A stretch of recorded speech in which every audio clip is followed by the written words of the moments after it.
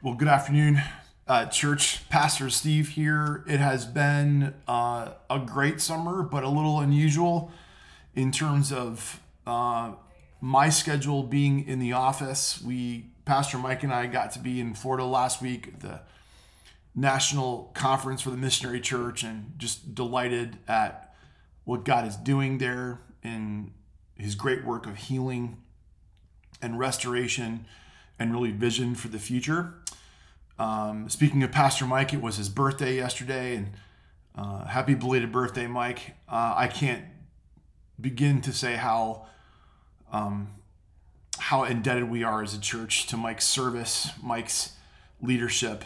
And Mike is in Cincinnati this week at Mission Serve. He's their speaker this week.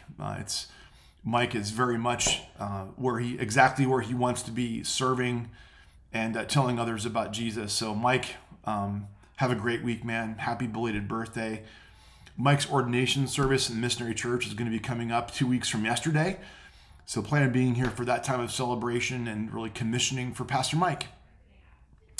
I'm reaching out to you this afternoon, church, because there was an audio problem with the sermon, or really the whole service yesterday. So what I've done before when we had some audio problems is really tried to just capture that sermon on a video the next day. So I'm going to try to do that here with you at this point and capture as best I can the substance of yesterday's message. And it was great to hear from LifeWise Academy. And you can certainly check out LifeWise Academy on the internet. You can Google them. We have been really pleased to partner with them both in Ohio and in Indiana, Lord willing. Very much here in our local community at Woodburn, down the road at Woodland Schools. We're excited about the possibilities there and would ask you to pray. And again, go to LifeWise Academy, Google LifeWise Academy, lots of information there. There's ways for you to get information even from us as a church about LifeWise and how you can support and partner with them. So that was a great morning on that front. But we've been going through, again, the book of Acts for the last year and a half. We were in Acts 23 yesterday. And Acts 23, starting in verse 12 all the way down through 35, features the Apostle Paul in danger again. And there is a conspiracy to murder Paul, which is underway, in which he faces danger. He's out of danger from a mob, and then he's in protective custody with the Romans. And while he's in custody, there's a conspiracy and a plot to murder him again. So just the way of following Jesus in the book of Acts and really Paul's experience in his life is one of great personal danger, but also one of great faithfulness and courage. He's a great example to us. There are details in this story that jump out to me that I think are some points of exhortation and of application for us. It was somewhere around the year 2003. My wife Jody and I, my wife of 24 years today, Jody, happy birthday, honey. I love you. My wife of 24 years, Jody, and I had then been married for about 4 years, coming up on not quite 4 years. And we had a little baby girl living in a one-bedroom apartment in Wheaton, Illinois. And we had a conversation with some friends of ours that Jody had known from her time at Cedarville College, now university. And the husband of this couple that we were friends with said, hey, I was looking for a job. It was my last semester of grad school and really looking everywhere for opportunities to either keep with my education or to start teaching. And he said, well, have you ever called Blackhawk Christian School in Fort Wayne? And I'd never been to Fort Wayne. I'd never heard of Blackhawk. And so I called Steve Longbreak on the phone, and that was 20 years ago. I've been teaching at Blackhawk all that time, and we moved to Fort Wayne the fall of 2003. In the summer of 2021, a friend of mine, Rich DeVerney, hey Rich, if Rich DeVerney is watching, Rich mentioned to me in the offices at Blackhawk Ministries, hey, did you hear that Woodburn is looking for a pastor? He had known that was on my heart, that I think God was really at work in my life to pursue pastoral ministry in that sense. And I called Chad Stuckey on the phone, and that was 2 years ago. Very seemingly random conversations that God uses in remarkable ways. I'm going to read the passage with you a little bit at a time, and then walk you through some points of application, I think, that will, again, be helpful to us. So we're starting in Acts 23 and verse 12. Read a couple verses at a time and then work our way through it. I might read actually verses 12 down through verse 22 first, and then go back and break it down as we would have in the service yesterday. So this is Acts 23, starting in verse 12. We're going to read all the way down to verse 22, and then I'll go back and hit some high points along the way, and then do that with the second half of the passage as well. The night before this, it says, when it was day in verse 12. The night before this, in verse 11, the Lord appears to Paul in a dream and says, take courage. He comes near to Paul and says, take courage, you're going to make it to Rome. And really everything else that happens in Acts 23 happens as a result of that reassurance that God himself gives Paul. When it was day, the Jews made a plot and bound themselves by an oath neither to eat nor drink till they had killed Paul. There were more than 40 who made this conspiracy. They went to the chief priests and elders and said, we have strictly bound ourselves by an oath to taste no food till we have killed Paul.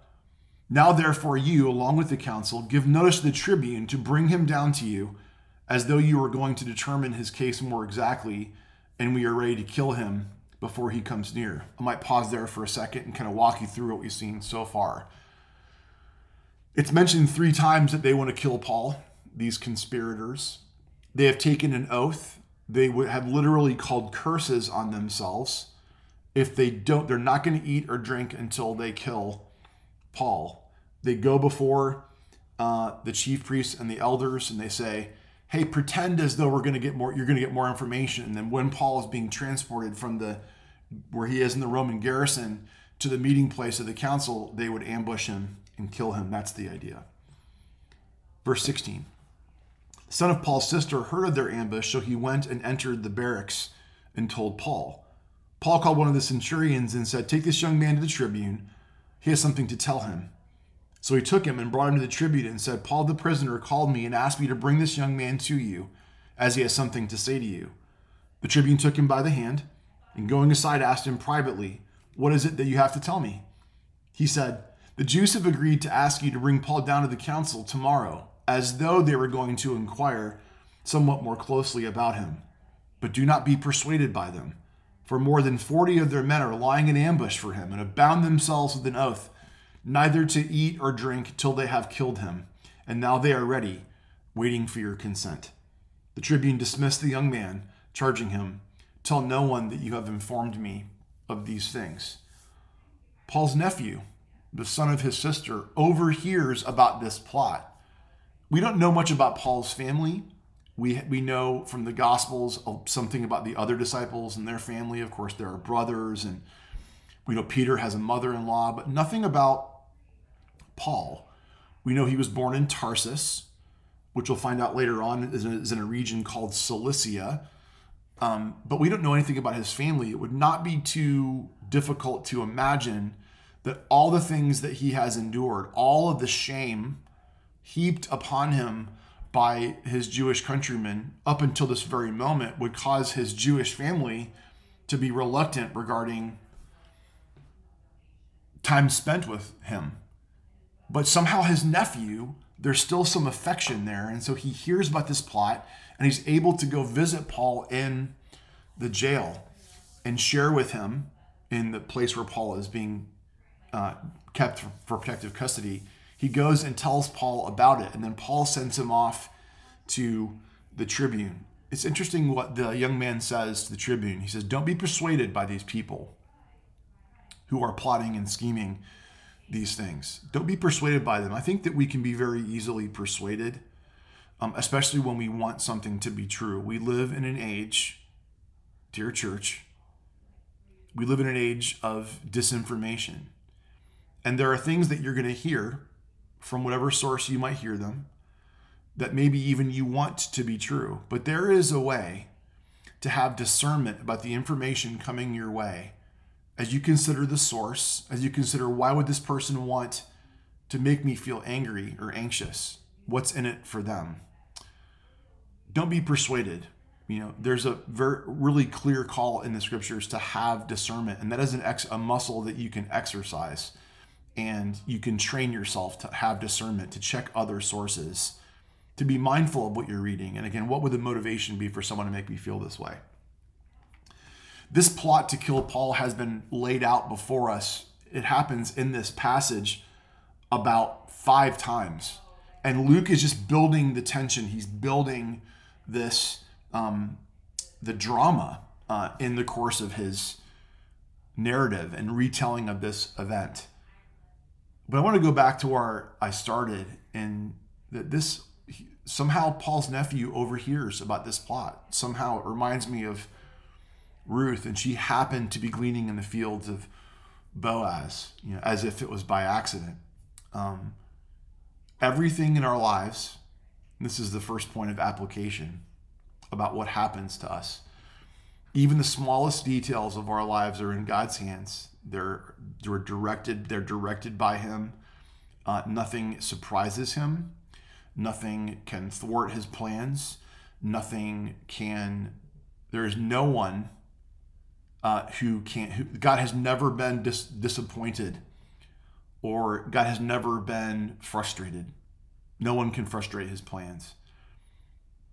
I get disappointed and frustrated on a regular basis, but God's plans can never be frustrated. And even the small detail that somehow Paul's nephew happens to overhear about this plot, and then he goes to the prison and tells Paul, and then the tribune finds out, sets in motion everything that happens in the rest of the book of Acts. The second half of our passage, there's a couple of words used. Safety and rescue are mentioned, and it got me thinking about who can give us real safety and who can really rescue us. This is starting in verse 23. Then he called, this is the tribune, he called 2 of the centurions and said, "Get ready 200 soldiers with 70 horsemen and 200 spearmen to go as far as Caesarea at the 3rd hour of the night." That would be 9 p.m. "Also provide mounts for Paul to ride and bring him safely to Felix, the governor." And he wrote a letter to this effect. The tribune writes a letter to Felix, the governor, and Luke actually records the substance of that letter. It's in quotation marks in our English translations, but it seems unlikely that Luke or Paul had access to the actual letter, but they would know what the letter says based on later interactions with these people, especially Felix, and maybe even the tribune himself. The tribune's name is Claudius Lysias. We learned that in the next verse. And Claudius sends almost half of the whole delegation of Roman soldiers in Jerusalem to guard one prisoner. It's remarkable how all these resources are being deployed so that the promises of God are going to be kept to Paul. He's going to make it to Rome. God promised him that. It's going to happen. Here is the letter that Claudius wrote to Felix. "Claudius Lysias, to his excellency, the governor Felix, greetings. This man, Paul, was seized by the Jews and was about to be killed by them when I came upon them with the soldiers and rescued him, having learned that he was a Roman citizen. And desiring to know the charge for which they were accusing him, I brought him down to their council. I found that he was being accused about questions of their law, but charged with nothing deserving death or imprisonment. And when it was disclosed to me that there would be a plot against the man, I sent him to you at once, ordering his accusers also to state before you what they have against him." That's the substance of the letter. He recounts the events earlier in chapter 23 where a riot is breaking out. Saul motions with his hand, speaks to the crowd in Jerusalem in their own language, probably Aramaic, and tells them this story. And again, a riot breaks out, so much so the Romans have to take him into custody to keep him from being torn apart. And Claudius Lysias, this tribune, retells the whole story to Felix. He learns of the plot against Paul, even though he is in protective custody, and plans to send him off to the governor Felix in the night down to the coast to a place called Caesarea. So the soldiers according to their instructions, took Paul and brought him by night to Antipatris that was on the way. On the next day, they returned to the barracks, letting the horsemen go on with him. When they had come to Caesarea and delivered the letter to the governor, they presented Paul also before him. On reading the letter, he asked what province he was from, and when he learned that he was from Cilicia, he said, "I will give you a hearing when your accusers arrive." And he commanded him to be guarded in Herod's praetorium. So they get part of the way to Caesarea and then turn back to Jerusalem, this massive contingent of horsemen and soldiers to guard one prisoner who has been imprisoned for the sake of Jesus' name. He is delivered safely to Felix. Felix reads the letter and he asks where the prisoner is from. He says he's from a place called Cilicia, a region called Cilicia, which happens to be in Felix's jurisdiction. Felix is trying to, as the Herods did with Pilate, kicking Jesus back and forth from place to place at the end of his life, trying to pass the buck. And he realizes that Saul is in his jurisdiction and his responsibility. And so he says he will give Paul a hearing when his accusers arrive, when those from Jerusalem come to Caesarea, having been exposed for what they are as attempted murderers. When the accusers arrive, they will present the charges and Felix will weigh it out. There's a couple of words that are used here. Back in verse 24, Claudius is talking to the centurions and says that he's going to bring Paul safely to Felix the governor. He then says in verse 27, in his letter to Felix, Claudius says that he rescued him, having learned that he was a Roman citizen. And I thought about safety and rescue, church. I thought about how those things seem to elude us, how we really desire to be safe. We desire to be rescued from the things that really plague us. And God is the one who promises to give safety and rescue. I would encourage you to read Psalm 4, the full text of Psalm 4, and listen to how the righteous person who is accused cries out to God in that psalm.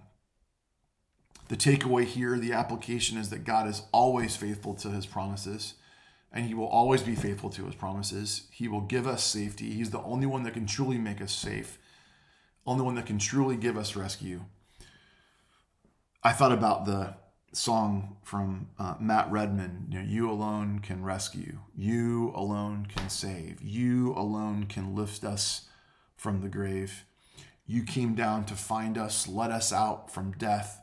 To you alone belongs the highest praise. That song was on Paul's lips even before, thousands of years before it was written.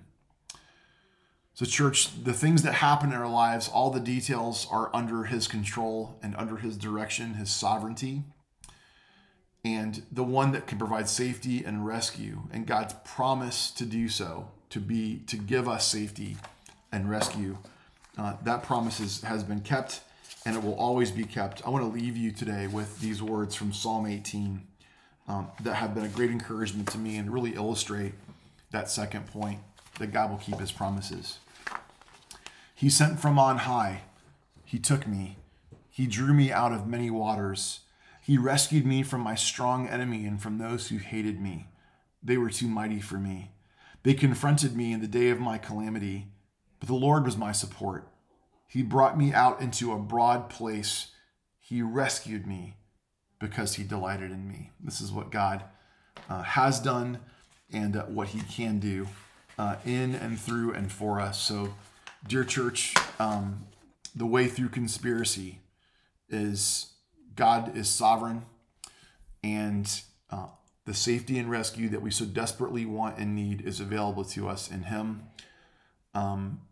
It's good to be with you on a Monday afternoon. Look forward to seeing you again this weekend. We'll jump into Acts 24 and see what happens once Paul and Felix have this interaction. The drama will continue on. Have a great week, church. Please reach out to us if you need anything at all, and we'll talk to you soon.